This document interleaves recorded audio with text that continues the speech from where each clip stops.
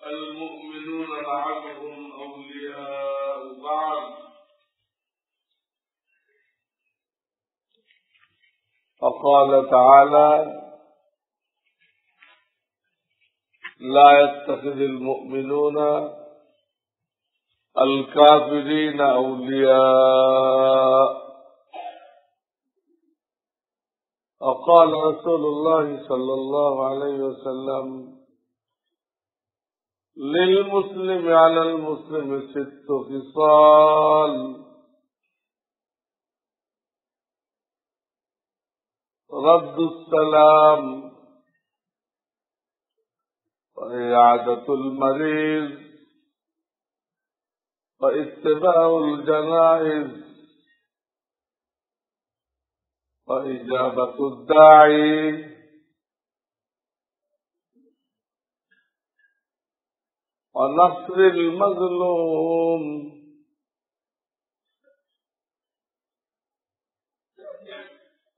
أو كما قال رسول الله صلى الله عليه وسلم बुजुर्गान मोहतरम विगत কয়েক জুমা থেকেই নির্দিষ্ট একটা বিষয়ের উপরে আলোচনা চলতেছিল। আল্লাহ রাব্বুল আলামিন শরীয়তের মধ্যে 2 ধরনের হুকুম আহকাম রেখেছেন। একটাকে বলা হয় হকুল্লাহ, আল্লাহর হক, ইবাদত বন্দেগী, এটা আল্লাহর হক। আর একটা হলো হকুল ইবাদ, বান্দার হক। এই বান্দাটা ব্যাপক, এর মধ্যে শুধু মানুষ না, জীবজন্তু পর্যন্ত চলে আসে। জীবজন্তু যেগুলো মানুষকে কষ্ট দেয়, এইগুলো তো শরীয়তে বাদ দিছে। সাপ, বিচ্ছু, এগুলো মারার জন্য বলা হয়েছে। এরকম মনে করা যাবে না এগুলো বানাইলেন কেন আল্লাহ, তুই ক্ষতিকর, মারতে বলা হয়েছে, বানানোর কি দরকার ছিল? ওটা আর একটা সাইড। পুরা সৌরজগতের ভারসাম্য রক্ষা করার জন্য ওইগুলো জরুরি। যেগুলো মারতে বলা হয়েছে, এরাও আল্লাহর লক্ষ লক্ষ জিনিস দ্বারা পৃথিবীর পরিবেশকে ঠিক রাখছেন, ভারসাম্যকে রক্ষা করতেছেন। তার মধ্যে এই সাপের দখল আছে, বিচ্ছুর দখল আছে, সমস্ত কীট পতঙ্গের দখল আছে। এর কোন একটা নষ্ট হয়ে গেলে সমস্যা দেখা দিবে, সমস্যা দেখা দিবে। এই পৃথিবী মানুষের জন্য থাকা কষ্টকর হয়ে গেল, কষ্টকর হয়ে গেল। কোথাও এরকম সরকারি ভাবে কোন একটা কারণে বিড়াল মারার নির্দেশ দেওয়া হয়েছিল, তো ভাত তরকারি খেয়ে ফেলল, বা আরো কোনো ক্ষতি ছিল, সবাই বিড়াল মার। পরে সেই দেশের লোক এমন বিপদে পড়ছে, বাঁচার ক্ষেত্রে মানে ইঁদুর এই পরিমাণ বেড়ে গেছে, সব থেকে ইঁদুর সব কাটে কুটে জামা কাপড় সব করে দিচ্ছে। কোন দিক দিয়ে কম হবে? ওটা তো একটা লিমিটেশনের মধ্যে ছিল, বেড়ালে কেন? সেই তো নেই, ওটা বেড়ে গেছে। একটা মানলে আটটা বেড়ে যায়, তখন মানুষের কষ্টের সীমা থাকে না। কাজে সাপের ভূমিকা, সাপের বীজ দিয়ে এমন এমন ওষুধ তৈরি করা হয় যার কোন বিকল্প নেই। এই জন্য অনেক দামে এই সাপের বীজ বিক্রি করা হয়। মূল্যবান ওষুধ তৈরি করা হয়। সাপে কেটে মারা যায় 2-4 জন, কিন্তু ওই ওষুধ থেকে রোগ আরোগ্য হয় হাজারো লোকের। হাজারো লোক যদি উপকার পায় আর 2-4 জনের ক্ষতি হয়, এটা ধর্তব্য না। এটা তো সপ্তাহে সপ্তাহে আল্লাহ বাসায় দিচ্ছে, সবাই ফায়দা হয়েছে। 2-4 জনের ঠান্ডা লেগে গেছে, তো বাসায় বন্ধ করে দেবে এরকম। তো বলতেছিলাম, নির্দিষ্ট কিছু জানোয়ারকে মারার আদেশ দেওয়া হয়েছে। গিরগিটি, টিকটিকি, সাপ, বিচ্ছু, মশা, মাছি, এগুলো। বাকিগুলো মারতে বলা হয়নি।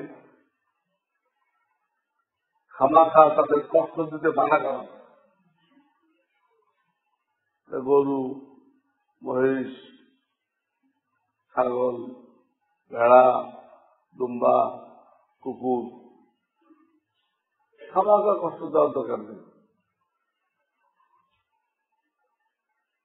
এই সমস্ত জীবজন্তুকে দয়া করার দরুন আল্লাহ রাব্বুল আলামিন অনেকের সারা জীবনের মোটা কথা মাফ করে দিচ্ছে। আবার এইসব জীবজন্তুর প্রতি নির্দয় ব্যবহার করার দরুন অনেকের জাহান্নাম ওয়াজিব হয়ে গেছে। বিড়ালকে না খায় মারা গেছে, বিড়াল মারা গেছে, বুখারী শরীফের হাদিস। নবীজি সাল্লাল্লাহু আলাইহি ওয়াসাল্লাম মেরাজ থেকে এসে বললেন, আমাকে ওটাও দেখানো হয়েছে। সেই বিড়ালদের নাখুন দিয়ে ওকে আঘাত করতেছে, ওর শরীরকে জখমি করতেছে, চৌচির করতেছে দোজখের মধ্যে। এটাও মেরাজ রাত্রে নবীজিকে যখন জান্নাত জাহান্নাম ভ্রমণ করানো হয়েছে, তো দেখানো। এই জন্য নবীজিকে বলা হয় চক্ষুওয়ালা, সব দেখে আছে।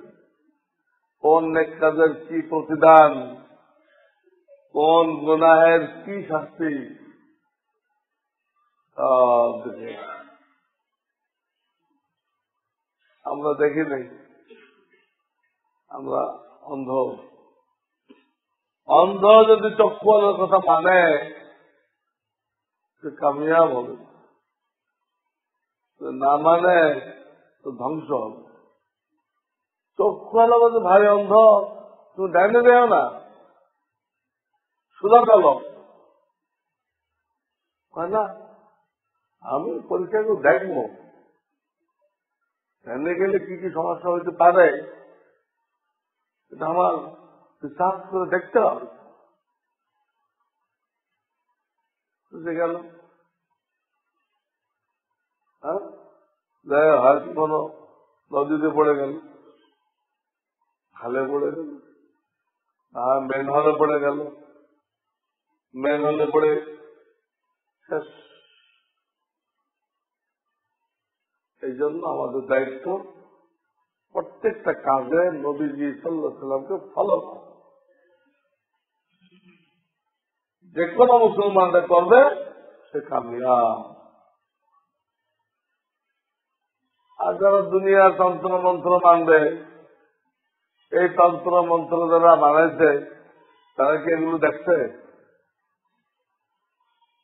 ক্যাপিটালিজম যারা বানাইছে, কমন ইজম যারা বানাইছে, তারা কি জান্নাত জাহান্নাম দেখছে? কোন আমলের কি পরিণতি, কি কাজের কি পরিণাম দেখছে? দেখেও নাই, জানেও না। বেকুব বসে বানায়, বেকুব। এর মধ্যে কি মানুষের কামিয়াবি থাকতে পারে? অক্ষণ। কামিয়াবি তো যে আল্লাহ আমাদেরকে সৃষ্টি করছেন তার হুকুম মানার মধ্যে, তিনি জানেন, সব কিছু জানেন। আল্লাহ ইয়ালামু মান খালাক, আরে যিনি সৃষ্টি করলেন তিনি জানেন না কোন রাস্তায় তোমার কল্যাণ, কোন রাস্তায় তোমার অকল্যাণ, তিনি জানেন। তো সেই রব্বুল আলামিন কিছু অধিকার রাখছেন আল্লাহর জন্য, কিছু রাখছেন বান্দার জন্য। এই বান্দারটার বয়ান চলছে। সূরা হুজুরাত থেকে আমি বিভিন্ন আয়াত পড়ছিলাম। আজকে একটা হাদিস পড়ছি। এই হাদিসে বলা হয়েছে, দেখো এক মুসলমানের দায়িত্বে আর এক মুসলমানের কয়েকটা হক আছে, পাওনা আছে। ওই পাওনাগুলো দেওয়া ওয়াজিব। এই হকগুলো পরিশোধ করা ওয়াজিব। কি? রদ্দুস সালাম। এক ভাই যখন তোমাকে সালাম করবে তুমি অবশ্যই তার সালামের জবাব দাও।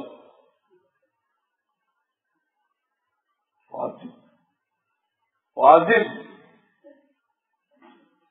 জবাব শোনায় দিতে হবে।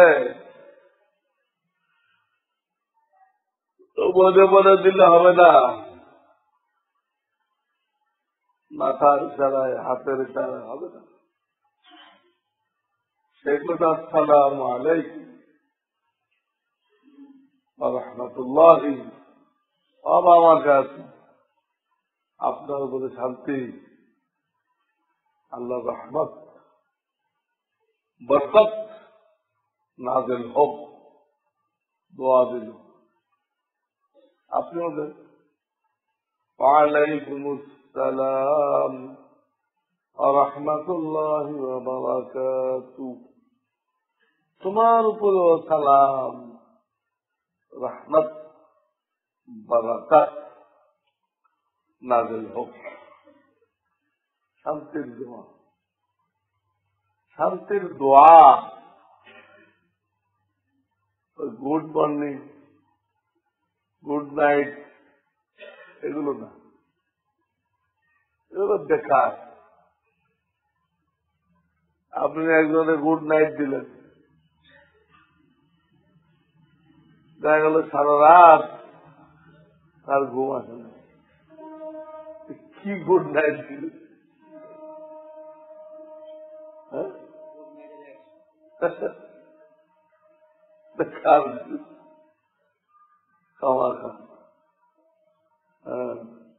ব্যাড নাইট হয়ে গেল। এদের আমাদেরটা কত সুন্দর দেখে, আল্লাহ কাছে দোয়া করতেছে, ফরিয়াদ করতে। এইসব পর্যন্ত বলা যাবে, এতে বাড়ানো নিষেধ।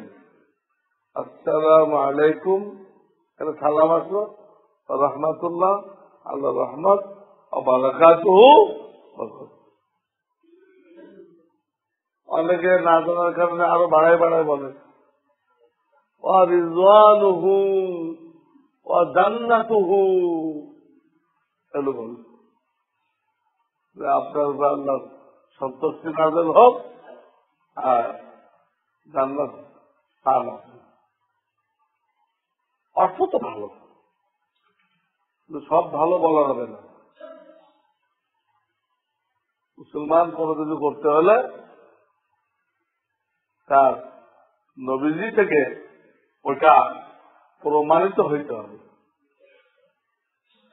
সব ভালো পাওয়া যাবে না। এই জায়গায় এটা বাড়ানো ভালো হলে নবীজি বাড়ালেন না কেন? ওই জামানায় কেউ কেউ বাড়াইছিল, তাদেরকে নিষেধ করলেন কেন? না, আমি যেটুকু শিখাইছি ওর মধ্যে থাকবো, বাড়াই দাস তো সালাম সবাই দিতে হবে। অহংকারের লোকেরা এরকম মাথা আগে তো দিবেই না, আর কেউ দিল মুখে উত্তর দেয় না, মাথা দিবে। অহংকারের আলামত। অহংকারের কারণে ইবলিস বিতাড়িত হয়েছে। কাফেরদেরকে সালাম করা যায় নেই, আদব বলবে।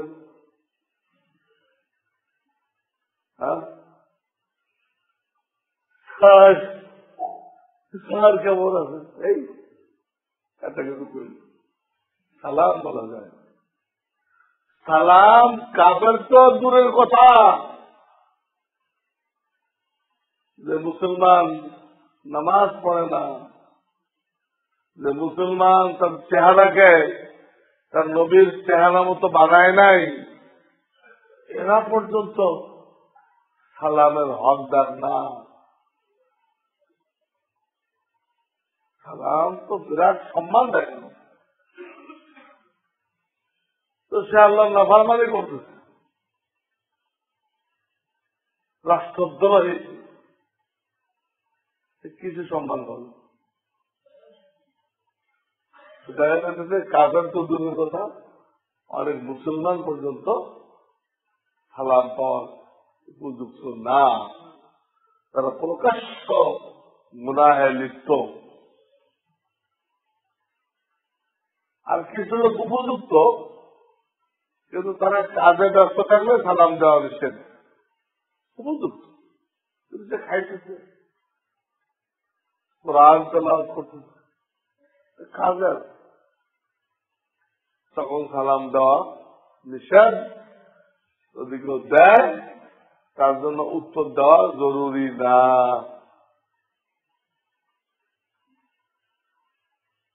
এই হল সংক্ষিপ্ত মাসআলা সালাম। অনাসরুল মাজলুম, মুসলমান ভাইয়ের আর এক হক, সেটা মাজলুম হয় তাকে সাহায্য করা ওয়াজিব। মজলুমের হাত থেকে তাকে উদ্ধার করা ওয়াজিব। দেখলো যে লোকটাকে খামাকে পেটানো হয়েছে, কেউ কিছু করে, সবাই গুনাহগার, সবার উচিত ছিল এই মজলুমের পক্ষে দাঁড়ানো। কেন তাকে মারা হবে বলো? অন্যায় করে হয় তাহলে কর্তৃপক্ষ আছে, তাদের হাতে তুলে দেন, আপনারা কি মারতে দেবেন? এইভাবে যে কোনো মজলুম, বিপদগ্রস্ত, অন্য শক্তিশালী লোকেরা, দুর্বৃত্তরা তার উপরে জুলুম করছে, তার গান মাল ছিনাই নিয়ে গেছে, দেখে কেউ কিছু বলল না, সবাই গুনাহগার হবে, সবাই গুনাহগার হবে। এর জন্য মুসলমানের দায়িত্ব হল মজলুমের পাশে থাকা, মজলুমের পক্ষ নেওয়া, জালেমকে প্রতিহত করা দায়িত্ব, ইমানের একটা দায়িত্ব। ইজাবাতু দাঈ 3 নম্বর ভাগ। সবাই এর অর্থ করছে একটা মজাদার অর্থ করছে, কিন্তু ওইটা খাস না। লোকেরা মজাদার অর্থ করছে, আসলে হাদিসে তা না, ব্যাপক। লোকেরা অর্থ করছে ইজাবাতু দাঈ, কেউ খানার দাওয়াত করলে অবশ্যই সেটা গ্রহণ করতে হবে। ইজাবাতু দাঈ, দাঈ মানে যে দাওয়াত করে, ইজাবাত মানে তার দাওয়াত কবুল করা। ইজাবাত মানে কবুল করা। আসলে একটাকে অর্থ হয়ে গেছে। আসলে অর্থ হল কোন ভাই কোন প্রয়োজনে যদি ডাকে তো সাড়া দেওয়া, কোন প্রয়োজনে ডাকলে সাড়া দেওয়া। সে ধানের বস্তাটা মাথায় তুলতে পারতেছেন, ভাই আমার সাহায্য করে, আপনি একদিকে ধরেন, ধরে মাথা উঠে এটাও পারছেন, ওটা কাজ পারতেছে না, আপনার সহযোগিতা দেখছেন। আচ্ছা উঠা জায়গা আছে, রিক্সাওয়ালা রিক্সা তুলতে পারতেছে, আপনি পিছন দেখতে কি বললেন, ধাক্কা দিলেন, তো বেচারা রিক্সাটা তুলতে পারলো। এটা হচ্ছে এখানে কোন ভাই কোন প্রয়োজনে, বৈধ প্রয়োজনে তোমাকে ডাকলে তুমি তাকে সহযোগিতা করো। ব্যাপক, এই ব্যাপক অর্থের মধ্যে এটাও আছে, তার বাড়িতে খাবার দাওয়াত দেয়, আর তুমি জানো তার কামাই হারাম না, রিজিক কিনা, ঠিক আছে কবুল করো, ওটাও আছে। কিন্তু এটা একমাত্র অর্থ নয়, অর্থটা ব্যাপক। এই গেল। তারপরে ইবরারুল মুহসিন, ইবরারুল মুহসিন, কেউ যদি তোমাকে জড়ায় কোনো কসম খায় তো তার কসমটা না ভাঙতে হয়, তুমি সেই ব্যবস্থা করো। তোমার উপরে নির্ভর করে কসম খেয়েছে,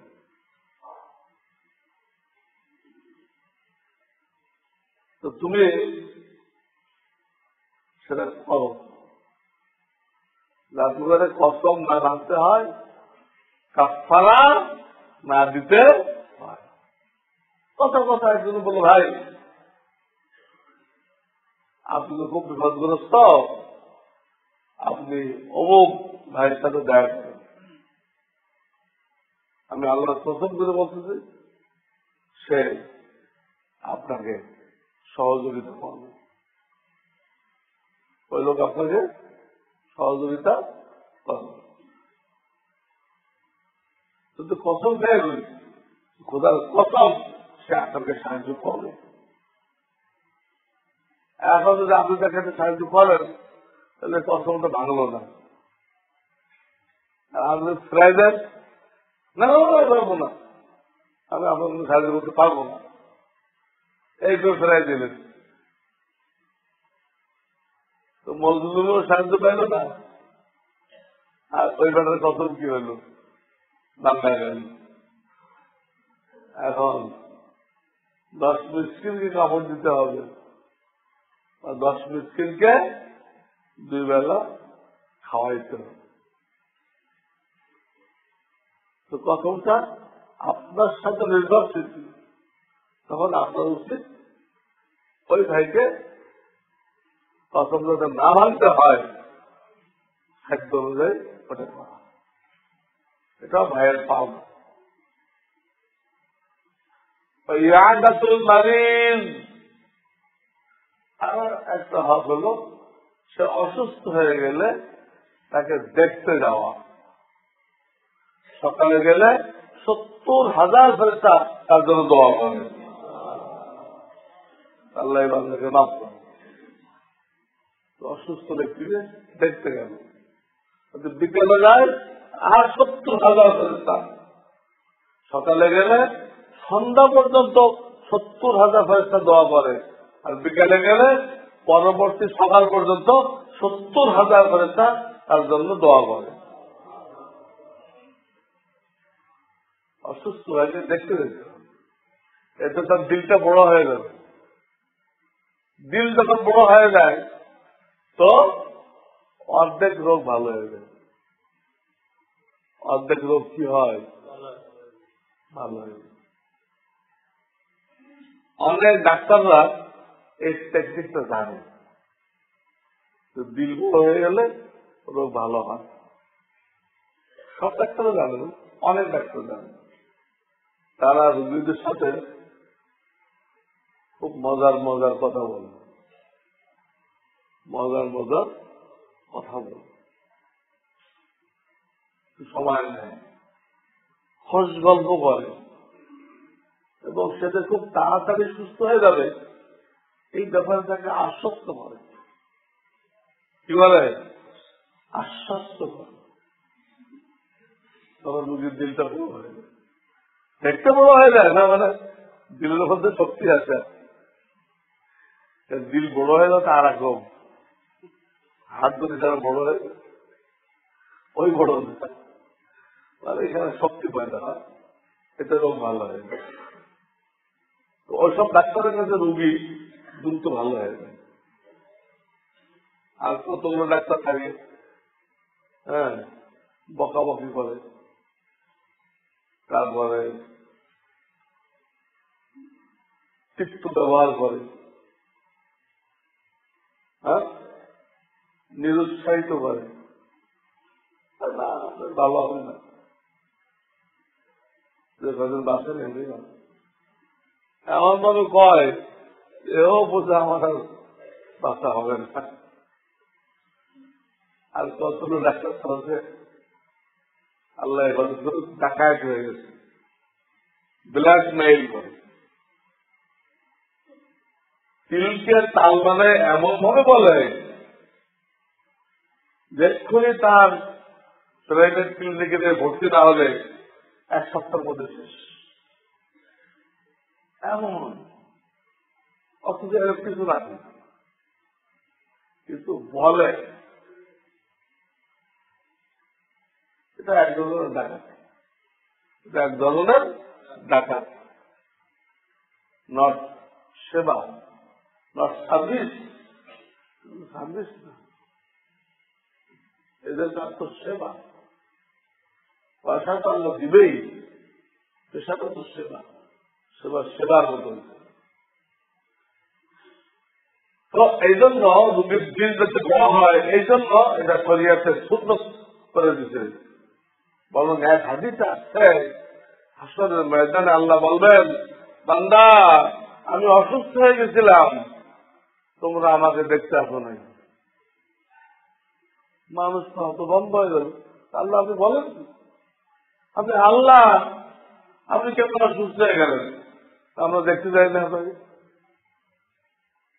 তাহলে না, আমি মানে কি আমার আপন কোন বান্দা, আমার খাস ব্যক্তিকে মানুষ নিজের দিকে কি করে সম্পৃক্ত করে, নিজের দিকে।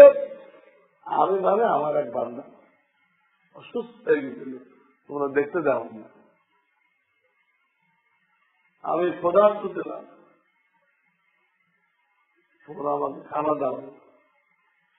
প্রশ্ন কর, আল্লাহ আপনি সবাইকে খানা দিতেন, আপনাকে কেন খানা দেবেন?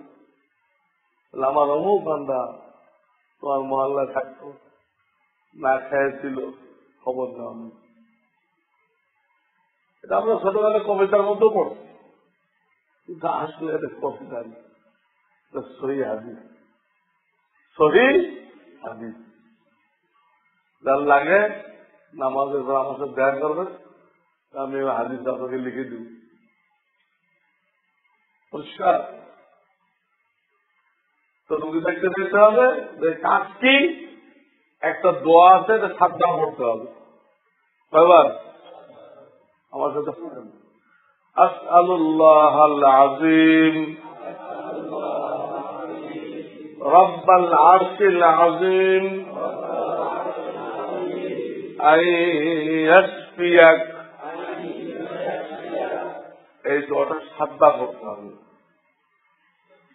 আবু দাউদ শরীফের হাদিস আসছে, যদি ওই লোকটার হায়াত শেষ না হয়ে থাকে তো অবশ্যই এই দোয়ার বরকতে আল্লাহ তাকে সুস্থ করে দেবে। হায়াত শেষ হয়ে গেছে, ভিসার মেয়াদ শেষ হয়ে গেছে, এর তো আর কোন ব্যবস্থা নেই, দেখতেই হবে আপনাকে। হায়াত যদি থেকে থাকে সুস্থ হয়ে যাবে। আপনারা আমার মাসনুন দোয়া নামে যে বইটা, নবীজি সুন্নাত, এই বই থেকে সবাই এই দোয়াটা মুখস্থ করবো। আমরা বই দেখতে যাই, কি করতে হবে তা জানি না, এই দোয়াটা করতে হবে।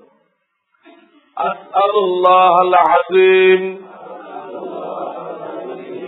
রব্বাল আরশিল আযীম আন ইয়াশফিয়াক। সাবধান করবেন, শেষে পড়বেন লা বা'সা তাহুরুন ইনশাআল্লাহ। লা বা'সা মানে কোন দুশ্চিন্তার কারণ নেই, দুশ্চিন্তা করবেন না। তাহুরুন, খুব অল্প সময়ের মধ্যে আপনি সুস্থ হয়ে যাবেন এবং এই রোগের কারণে আপনার পিছনের সব গুনাহ মাফ হয়ে যাবে। সুস্থ হয়ে যাবেন এবং গুনাহ সব কি হয়ে যাবে? মাফ হয়ে যাবে ইনশাআল্লাহ। লা বা'সা, কোন দুশ্চিন্তা করবেন না, সুস্থ হয়ে যাবেন, সব গুনাহ মাফ হয়ে যাবে ইনশাআল্লাহ।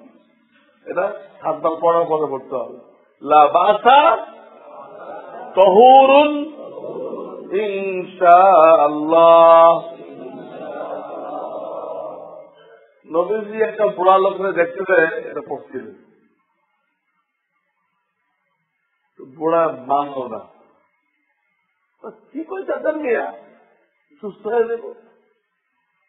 এটা এমন জ্বর, এই জ্বর এই বুড়াকে কবরে ঢুকায় তারপরে থামবে। আমার শরীরে এমন জ্বর যে এই জ্বর আমাকে কবরে ঢুকায় তারপর থামবে। হুজুরের সুস্থতা তো আর দিচ্ছে, আর সুস্থ তো হবে না, সে হুজুরের দোয়া রদ করে দিচ্ছে, মানা করে দিচ্ছে। কি দোয়া করতেছে, এই জ্বর তো কি হবে? আজ এই মানুষের ঠিক আছে, তাহলে তাই আমারটা দিচ্ছ না, উল্টা একটা করে দিত তো তাই, তো তাই মস্ত না। কেন বলছে গেল? আমিন করতো, কি করতো? আমিন। তো দোয়া পড়তে হবে, এটাও পড়তে হবে এবং তাকে সান্ত্বনা দিতে হবে। আমরা দেখলাম ইনশাল্লাহ এর থেকে কত কঠিন রোগ আল্লাহ ভালো করে দিচ্ছে, সান্ত্বনা দিতে হবে।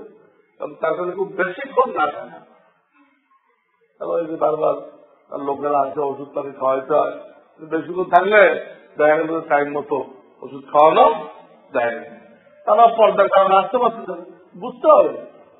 অনেকে হাঁটু গাড়ি বসে আর ওখানে নামবে, এই তার পরিবারের লোকেরা সাহায্য। এই জন্য হাদিস আসছে, ওই যে দুধ দোয়ানোর মাঝখানে একটু গ্যাপ দেয়, বাচ্চার মুখ লাগায় আমার দুধ আছে, গ্যাপ দেয় না, ওই গ্যাপ দেওয়ার যে টাইমটা অত টাইম রোগীর কাছে বসবো, তার চলে আসবে, বেশি করতে গেলে। হ্যাঁ, যে নাকি ওই রুগীর খাস দোস্ত, যে বসলে কোনো বিশ্রাম হবে না, বরং রুগীও খুশি,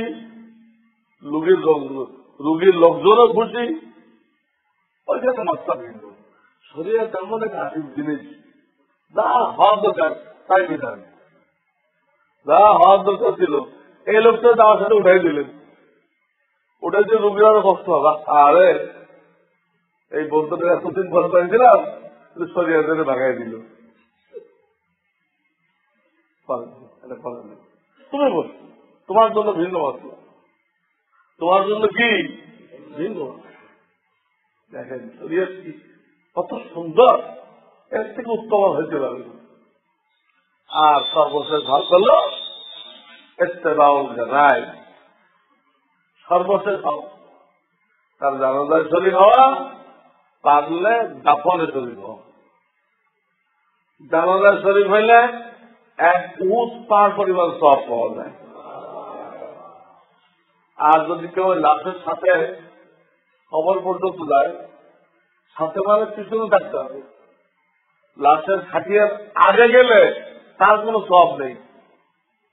লাশের খাটিয়ার আগে হাঁটু মাত্র হাতির কাছে এই দলের অন্তর্ভুক্ত না। লাশের সাথে যারা যাচ্ছে এদের সাথে নেই, বাস বরাবর থাকতে হবে বা পিছনে থাকতে হবে। সে কবর পর্যন্ত গেলে হাদিস যাচ্ছে আর এক উহুদ পার হয়ে গেছে। শুধু জানাজা পড়লে এক উহুদ, আর দাফন পর্যন্ত গেলে আর এক উহুদ। এক উহুদ কামাইতে 1 বছর দাফন পড়লে তো হবে না। 1 বছর দাফন পড়লে তো 1 উহুদ হাসিল করতে পারবেন না। এটা জানাজা পড়লে আপনি এত দেখি পেয়েছেন 2 উহুদ। এই কয়টা হলো মোটামুটি ভাবে মুসলমান ভাইয়ের। আমরা প্রত্যেকে আর এক ভাইয়ের দিকে খেয়াল রাখবো, তারা আমার দিকে খেয়াল রাখবে। তাহলে বুঝেন সেই পরিবেশটা কি শান্তির পরিবেশ হবে না? হ্যাঁ, আনন্দের পরিবেশ হবে না? হবে কি না? এই জন্য ইসলামকে শান্তির ধর্ম বলা হয়। আল্লাহ আমাদেরকে আমল করার তৌফিক দান করেন। আলহামদুলিল্লাহ রাব্বিল আলামিন।